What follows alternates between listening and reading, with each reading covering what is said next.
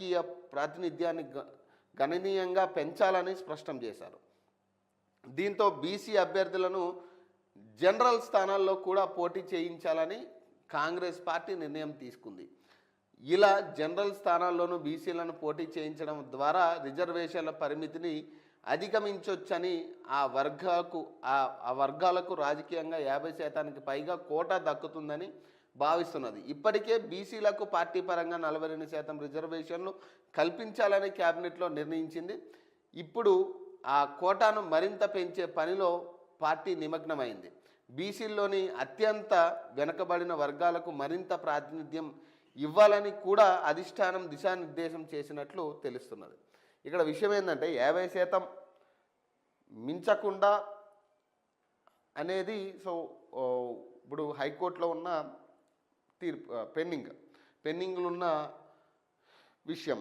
ఇప్పుడు ఏమంటే 50% మించి మీరు ఏదైతే జనరల్ కోటాని కూడా బీసీలకు ఇచ్చే ప్రయత్నం చేస్తున్నారో అప్పుడు ఈ ఎస్సీలు, ఎస్సీ, ఎస్టీ, మిగతా కులాలన్నీ కూడా ఖచ్చితంగా ఆగ్రహానికి గురయ్యే పరిస్థితి ఉంటుంది. మీరు రాజ్యాంగబద్ధంగా ఇస్తే ఖచ్చితంగా అందరికీ ఆమోదం. అది మీరు ఏదైతే పార్టీ పరంగా కానీ లేదా ఇట్లాంటి జిమ్మిక్కులు చేసి బీసీలకి 42% ఇవ్వాలని ఇచ్చినాం కదా అనే కాడికి చేతులు దులుపుకునే ప్రయత్నం చేస్తే మాత్రం కరెక్ట్ కాదు. ఎందుకంటే కులాల మధ్యలో చిచ్చు పెట్టే ప్రయత్నం అవుతుంది. ఇప్పుడు కులాల మధ్యలో చిచ్చు ఎట్లా అవుతుందంటే, ఇప్పుడు మీరు చెప్పబెట్టకుండా ఇట్లా జనరల్ స్థానాలన్నింటినీ బీసీలకి అప్పగిస్తే ఎస్సీ, ఎస్టీ వాళ్ళకి కూడా కావాలని కూర్చునే పరిస్థితి ఉంటుంది రేపు.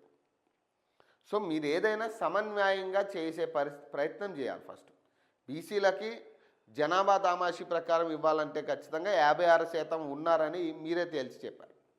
మీ సర్వే ప్రకారం మీరే తేల్చి చెప్పారు.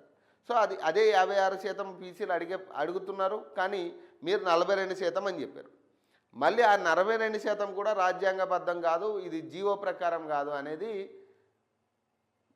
మీరు ప్రభుత్వం తరపు నుంచి చెప్తున్నమాట. కానీ ఇప్పుడు అది రాజ్యాంగబద్ధంగా చట్టపరంగా లేనప్పుడు మీరు రిజర్వేషన్ 42% ఇచ్చినా లేకపోతే అదే 23% ఇచ్చినా పెద్ద తేడా ఉండే పరిస్థితి ఉండదు. ఇప్పుడు కులాల మధ్యలో చిచ్చు పెట్టే ప్రయత్నం ప్రభుత్వాలు చేస్తూ ఉన్నాయి.